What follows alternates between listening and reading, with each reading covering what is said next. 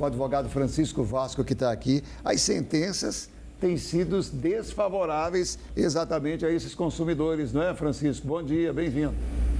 Bom dia, Gilvan. Bom dia, Sofia. Mais uma vez, muito obrigado pelo convite.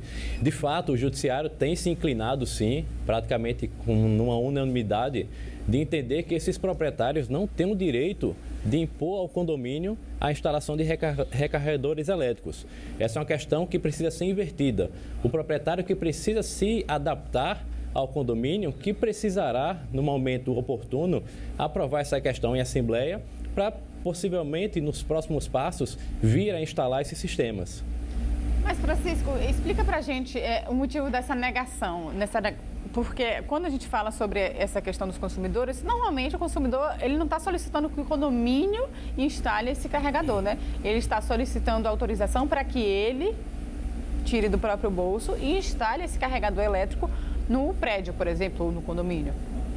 Exatamente. Seria, no caso, na área privativa, na garagem que pertence a ele. Mas isso precisa passar necessariamente por um estudo de carga para saber se a edificação, se aquele condomínio tem o suporte necessário para receber aquela sobrecarga além do que foi dimensionado no momento da construção do edifício.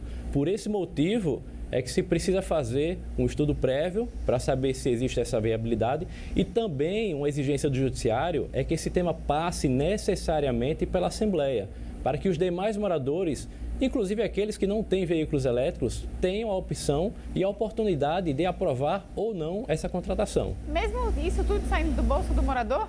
O estudo prévio, a instalação, a compra do equipamento? Isso, mesmo saindo do morador. Esse estudo precisa ser viabilizado pelo condomínio e não de forma individual pelo proprietário, porque o proprietário ele vai estar produzindo um laudo, um relatório de forma pontual para aquela vaga dele. Forma, né? Exatamente. E precisaria de algo amplo, porque veja só, o condomínio ele precisa disponibilizar essa questão para todos os moradores, mesmo que todos não tenham interesse em fazer agora. Ou todos fazem ou ninguém faz. Vai depender do estudo geral para saber se todas aquelas vagas têm a viabilidade para a instalação dos sistemas. Independente do tema, quem está falando de um determinado tema agora em relação aos condomínios, a gente vê o quanto a justiça nas decisões mostra o quanto é importante, o quanto é soberana essa assembleia, né? Essa assembleia é exatamente essa assembleia dos condomínios. Para a gente ver o quanto é importante essa participação e essa determinação, né, das regras. É isso, Francisco? Exato, Gilvan. Existem regras que precisam ser estabelecidas. Em alguns casos tem se exigido, inclusive, um quórum qualificado, um quórum especial para aprovar essa matéria, em que pese a maioria dos casos estejam sendo aprovadas por maioria simples dos presentes, mas tem que trazer, sim, essa oportunidade para os moradores, porque isso é uma decisão que diz respeito à própria segurança da edificação e, certamente, de maneira consequente, diz respeito a todos os moradores. Porque mesmo que essa situação de algum prejuízo vier a ser causada por um único morador, não é só ele que vai ter um prejuízo. Toda a coletividade pode vir a sofrer. Pela sua experiência, é um mercado que está crescente e a tendência é que o mercado cresça mais em relação aos carros elétricos, logo vai ter uma jurisprudência em relação a isso, né? Porque é um problema muito comum, né? A gente não pode negar que o mercado vem crescendo, o carro elétrico está caindo no gosto do brasileiro. Isso vai ser uma realidade, já é, na verdade, uma realidade nos condomínios.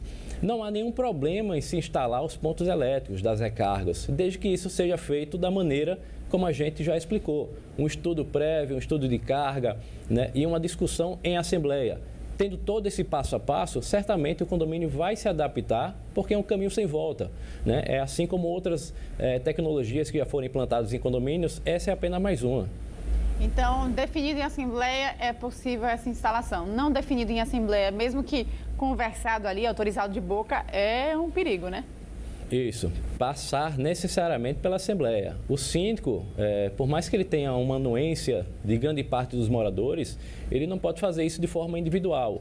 Mesmo que esse morador tenha todos os documentos que respaldem aquela instalação, mas ela precisa sim passar pela Assembleia e não de forma individual.